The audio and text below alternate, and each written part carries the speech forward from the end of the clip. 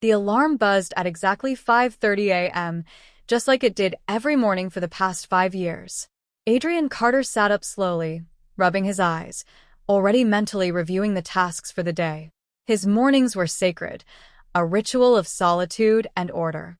A fresh cup of dark roast, 20 minutes of silent meditation, a brisk jog along the lakefront trail, and then into the glass-walled office of his rapidly growing cybersecurity firm.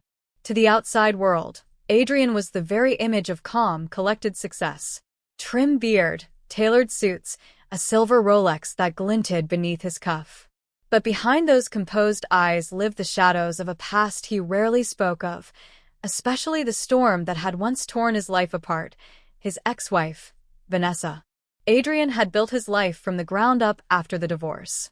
He had gone from a man broken by betrayal to a man rebuilt by discipline and precision. He didn't party. He didn't date casually. He didn't gamble, drink, or leave anything to chance. The scars from his marriage hadn't just healed, they'd hardened into armor. Vanessa had once been the love of his life, stunning, charming, and persuasive. When they married in their 20s, she'd convinced him to trust her with everything.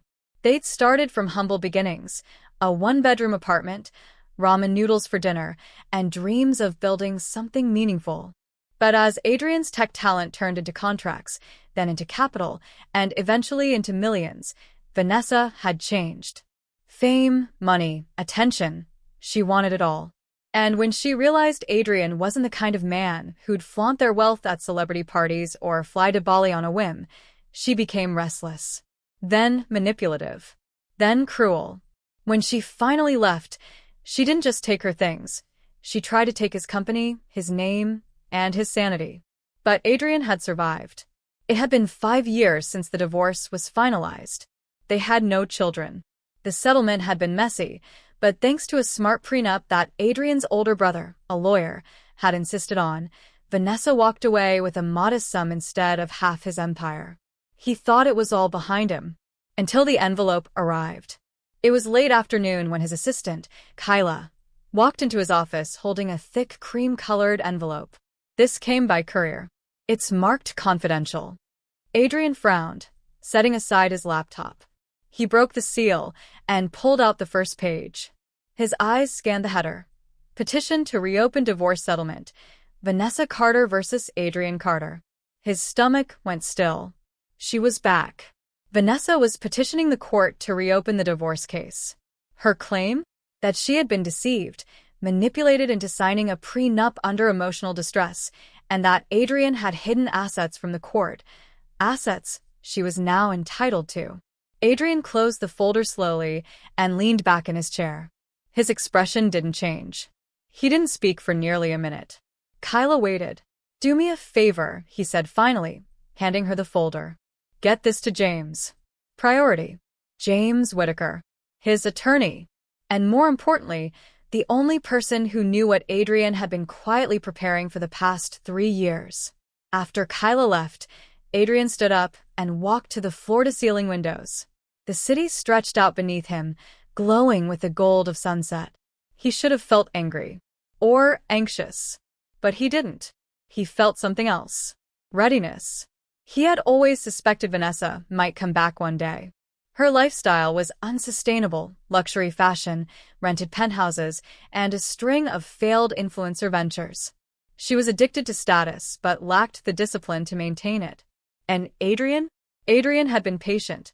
Quietly, methodically, he had crafted a plan. A secret plan. One that no one, not even Vanessa, could have anticipated.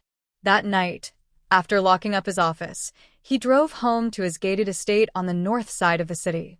A sleek, modern home with minimalist design, no clutter, no noise. Just space, silence, and control. He opened a bottle of spring water, fed his cat, and sat down at his home office desk. He opened a locked drawer and pulled out a black leather-bound notebook. Its pages were filled with coded entries, timelines, and diagrams. Not plans for his business, but plans for protection. Legal protection. Financial redirection. Intellectual property arrangements.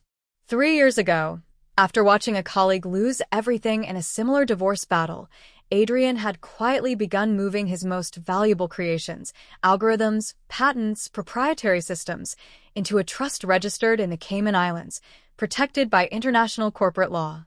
His name wasn't on it, nor was his company's.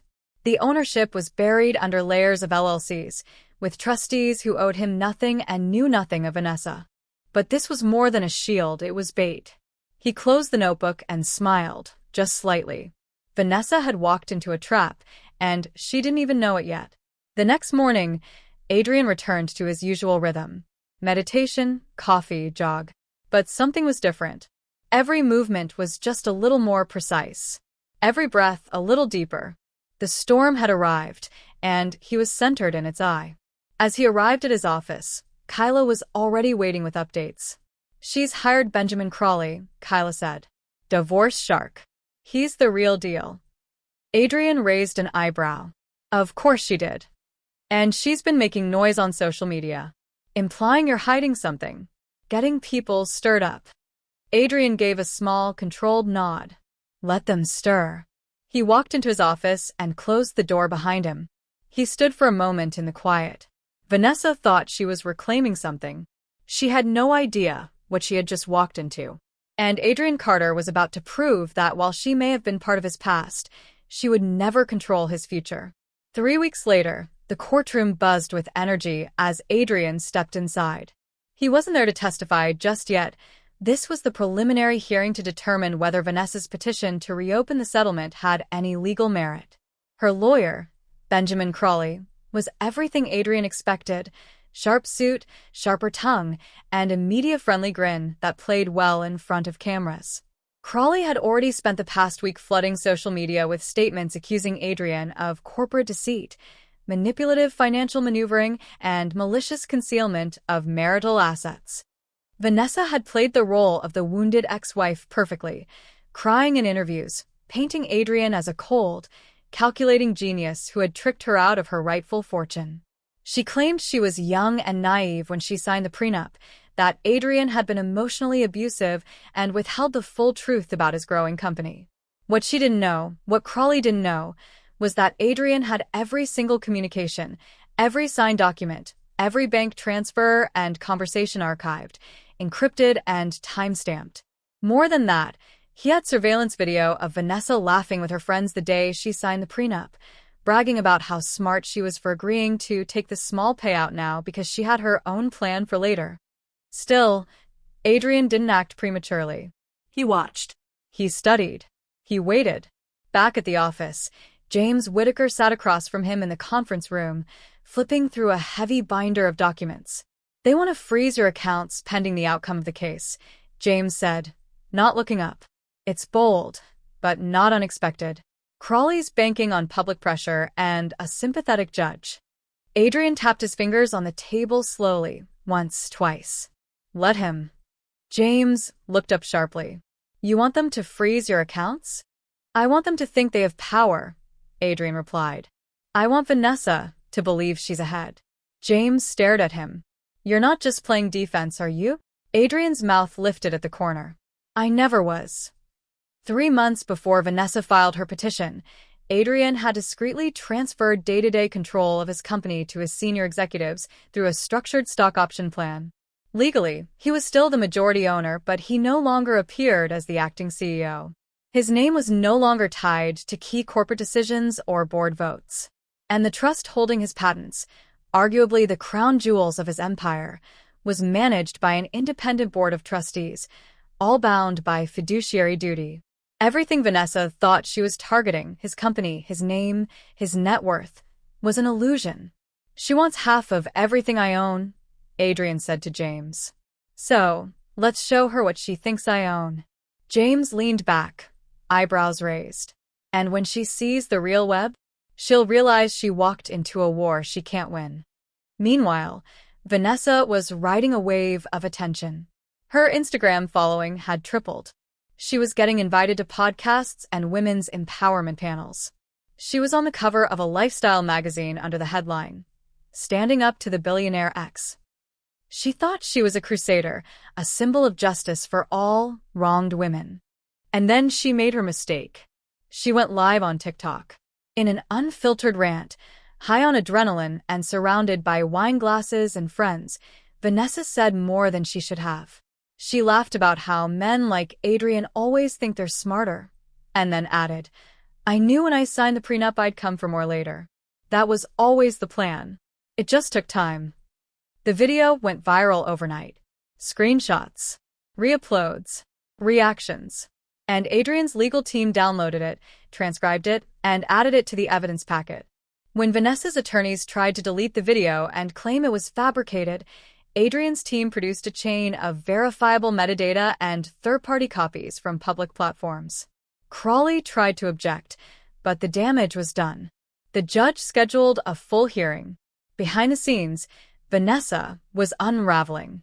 The media love she'd enjoyed began turning cold. Comment sections shifted from praise to skepticism. People began asking questions. If she knew she was signing a prenup, why is she attacking now? Or is this about justice, or just greed? Still, Vanessa pushed forward. She believed she had a trump card. "She thinks she's found something," James told Adrian one morning. "An offshore account in your name. Cayman Islands. They're going to accuse you of hiding funds." Adrian didn't flinch. Let her. Because what Vanessa had found was bait. 3 years ago, Adrian had created a shell corporation registered offshore. It looked like a hidden account, but it wasn't. It was part of a cybersecurity decoy system he developed, a honeypot designed to look like a vulnerability. It was empty, traceable, and protected by legal documentation proving it wasn't personal wealth. It was part of a simulated environment for corporate risk testing. She just submitted falsified financial proof to the court based on this, James said. "You understand what that means?" Adrian nodded once.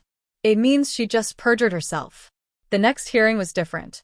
Adrian didn't just sit quietly, he testified. Calm, detailed, composed. He laid out the timeline of events. The prenup signing. The conversations. The trust formations. The decoy shell. The bait. Then his lawyers submitted the TikTok video. Then the metadata. Then the time-stamped logs of her messages to friends bragging about her plans. By the time Vanessa took the stand, she was visibly shaken. Her confident smile had faded. She fumbled through her answers. Her lawyer tried to redirect, but the judge had already begun to lean back in his seat, arms crossed, face unreadable. Adrian watched silently. Every move he had made had led to this moment. He wasn't just defending himself. He was revealing the truth, layer by calculated layer. And Vanessa was realizing something far too late. She was not the hunter. She was the prey.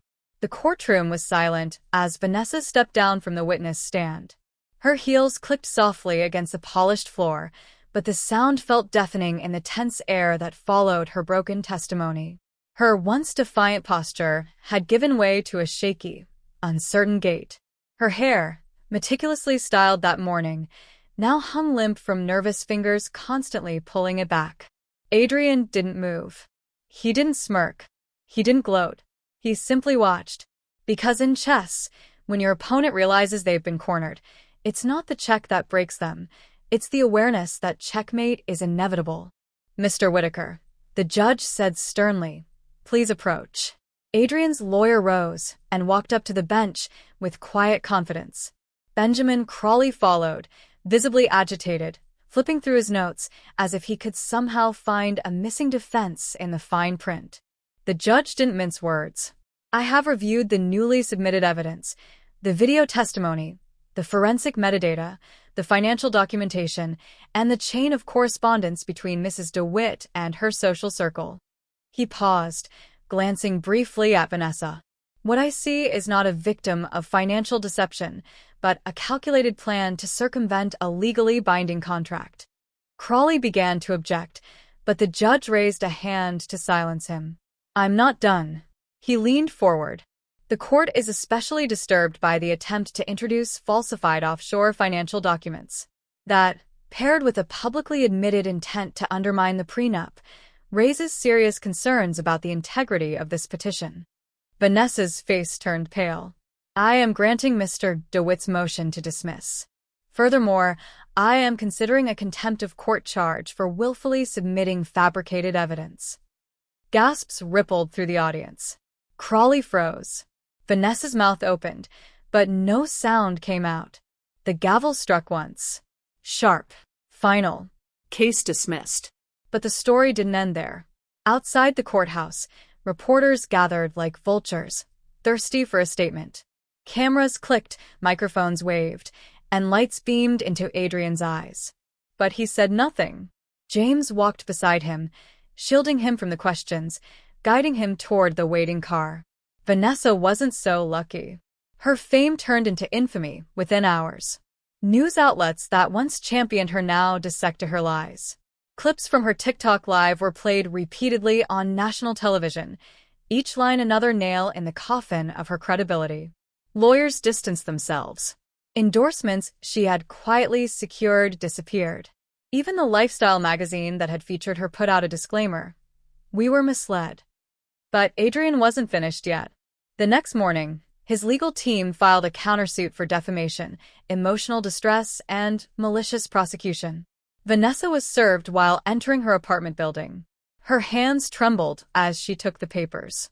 The cameras caught her blank stare, a woman who had gone all in and lost. The countersuit was not about money. It was about truth.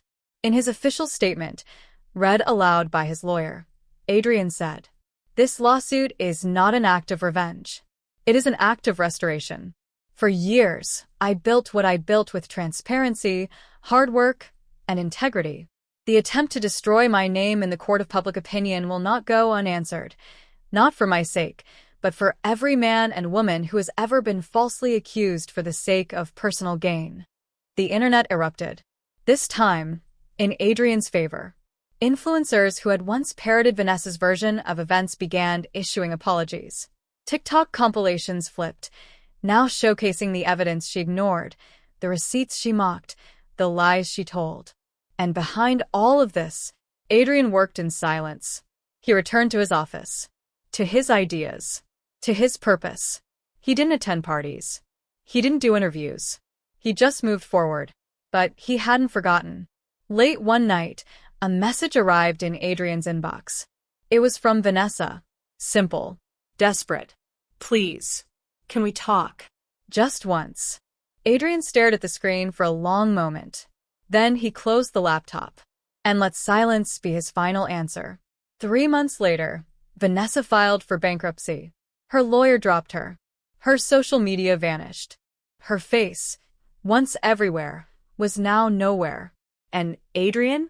He unveiled a new initiative, the Foundation for Legal Transparency, a nonprofit designed to support individuals falsely accused in high-profile divorces or legal battles, with access to forensic legal assistance and reputational repair.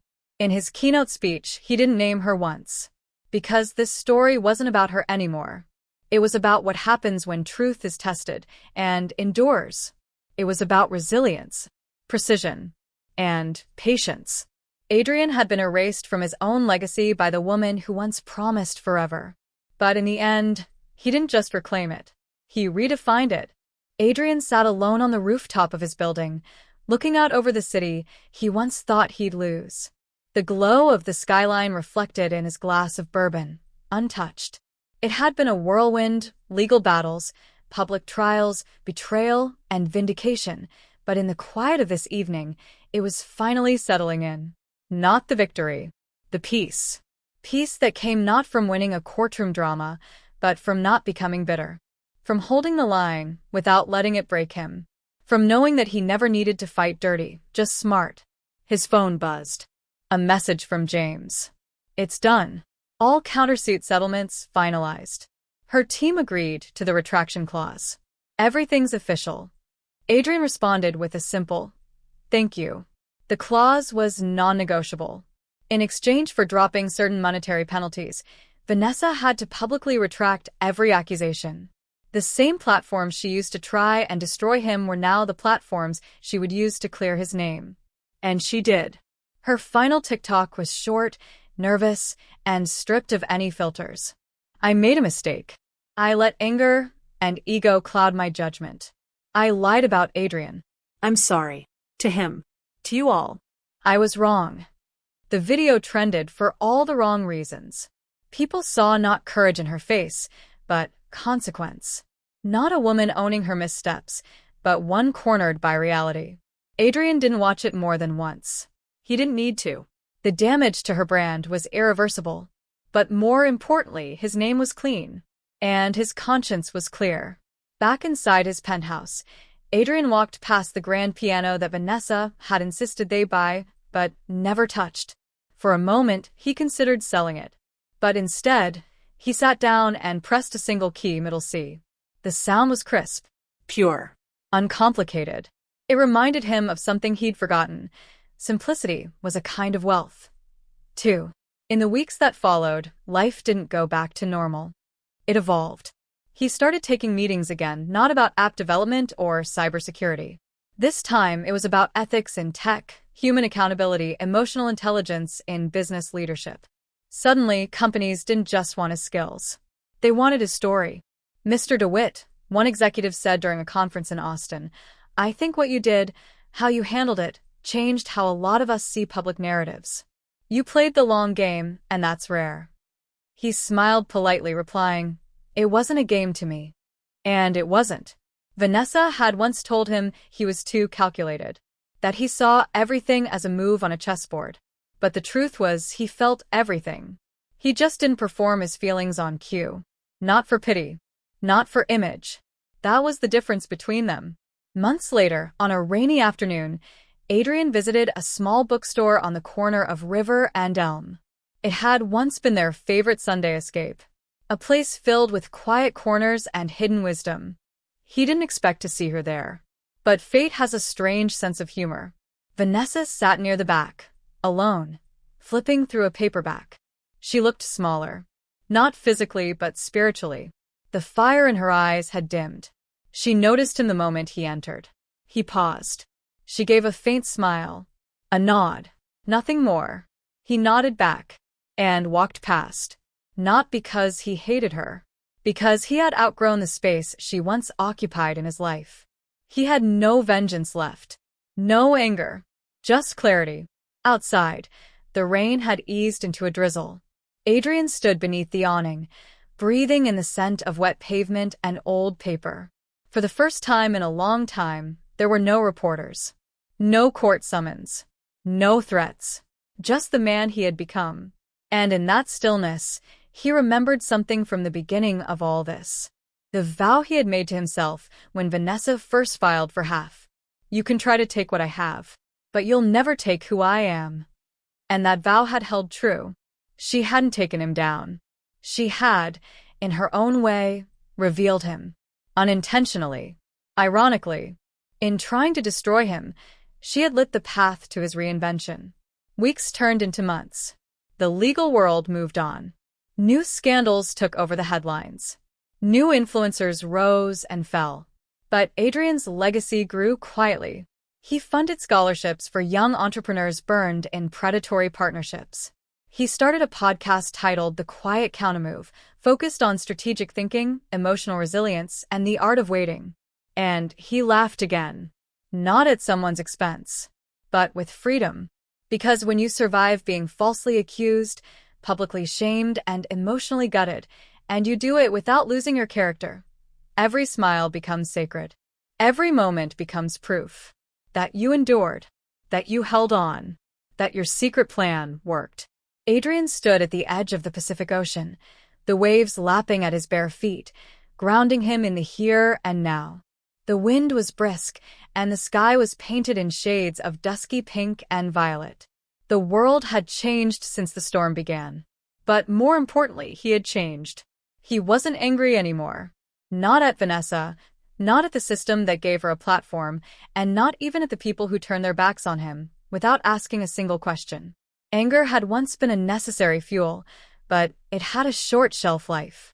What remained now was understanding. He understood why she did what she did. Vanessa wasn't evil. She was insecure. She had mistaken attention for validation, followers for friends, and noise for truth. That didn't excuse her, but it explained her. And that subtle difference was enough to set Adrian free. Looking back, He remembered the younger version of himself, the one who loved fiercely, gave trust easily, and believed that love alone was enough to weather storms. That man still lived in him. But now he had armor, not made of bitterness, but of discernment. He thought of his late mother's words, spoken to him during a heartbreak in college. People will sometimes hand you their pain disguised as truth. Don't wear it. He hadn't understood it then. But now he did. Vanessa hadn't tried to ruin him because he deserved it. She had tried because she needed someone to carry her hurt, and he had been the nearest vessel. But he had returned it to sender, without malice, without vengeance. Just truth. The world, of course, moved on quickly. That's how it is. Social media chews through lives and reputations like popcorn at a movie. It always needs a new show. Vanessa's story became yesterday's scandal. Adrian's name was eventually cleared, but not everyone apologized. And that's okay. Because vindication isn't about getting every last person to believe you. It's about believing yourself again. Adrian started writing, not code but essays. Quiet reflections. Medium articles that went viral for their honesty, their vulnerability. He talked about being falsely accused, about watching your life burn in real time while staying silent, and trusting truth to do the talking. One post was titled, "When They Try to Burn You, Become the Fire." It was shared across platforms, read aloud on podcasts, and even quoted in a congressional hearing on digital defamation and character assassination. He didn't chase fame. But truth has a way of echoing when it's spoken without ego. One morning, Adrian received a letter in the mail. Handwritten. No return address. I believed everything she said about you. I joined in the comments. I mocked you. Months later, I got caught in a lie of my own, and people treated me like I didn't deserve to exist. I just wanted to say, I'm sorry. I get it now. Thank you for not giving up. Watching you come back reminded me that I could, too. Adrian held the letter for a long while. He didn't need to know the writer's name. The impact was enough. Redemption wasn't just for him, it was for everyone watching. Because the way you rise teaches others they can, too. There was no movie deal, no revenge montage, no flashy comeback tour. Just a man who refused to be defined by what was said about him. A man who chose integrity when retaliation would have been easier. A man who turned pain into purpose. One day, while speaking at a panel about ethics in digital storytelling, a young woman asked, "Do you think you'd be where you are now if she hadn't tried to destroy you?" Adrian paused. Not because he didn't know the answer, but because he wanted to respect the weight of the question. "I think I would have still succeeded," he said slowly, "but I wouldn't have known the depth of who I am. Struggle didn't create me. It revealed me." The crowd was silent. Then came the applause. It wasn't just claps. It was recognition. People saw their own stories reflected in his, moments where they were misunderstood, falsely accused, taken for granted, or betrayed. And they realized, maybe like Adrian they could survive. Maybe even thrive. In the quiet of his home that night, Adrian looked in the mirror. Not searching for flaws or scars, but for proof. Proof that a man can be broken without being destroyed. That dignity can outlive damage. That silence, when anchored in truth, can be the loudest answer. He thought of Vanessa once more, not with hatred, but with a strange sort of gratitude. Her betrayal had taught him boundaries. Her lies had clarified his truths. Her attempt to bury him had introduced him to the unshakable foundation within. And that was priceless. As he turned off the lights and stepped into bed, he whispered a final vow to himself. Never again will I dim who I am for someone who doesn't see my light. And never again will I let someone write my story while I'm still alive to tell it myself. Because in the end, Adrian DeWitt wasn't just a man who survived betrayal. He was a man who walked through fire and came out illuminated. She tried to destroy me, but I destroyed the lie. That wasn't just a dramatic title, it was the essence of Adrian's journey. In the end, he didn't destroy her. He didn't have to. What he destroyed was the lie, the ugly, vicious falsehood that had nearly cost him his career, his peace, and his sense of self. And that destruction was more powerful than any personal revenge could have ever been. You see, the truth is quiet at first. It doesn't shout, it doesn't trend, and it doesn't always show up when you want it to. But the truth is like water. Persistent, patient, and inevitable. Over time, it wears down even the most carefully constructed facade. And when it breaks through, it floods everything in light. Adrian's victory wasn't a courtroom triumph or a viral video. It was internal. It was quiet. It was steady. It was in every breath he took where he no longer second-guessed who he was. It was in every peaceful night's sleep, every genuine smile, every unbothered moment when people still whispered, but he no longer cared. That is the real win. And it's a win anyone can claim. Maybe you've been there too, betrayed by someone you loved, lied about, or judged unfairly. Maybe your name was dragged through the mud, your truth silenced by someone louder, and your reputation stained before you had the chance to speak. But hear this, lies don't have the power to rewrite your soul. They might scratch the surface, but who you are underneath remains untouched. Like Adrian, you have a choice. You can chase revenge, or you can build resurrection. You can scream, or you can stand in silence, so solid that the truth echoes on its own. And when that truth finally rises, as it always does, you won't just have your name back. You'll have yourself back. Stronger, wiser, untouchable. So yes, Vanessa tried to destroy Adrian. But in the end, she only destroyed the illusion. The illusion that your worth is based on others' perception. The illusion that one lie can erase a life of integrity. The illusion that darkness wins. It doesn't. Because the light, the real, raw, unshakable light, it always finds a way through.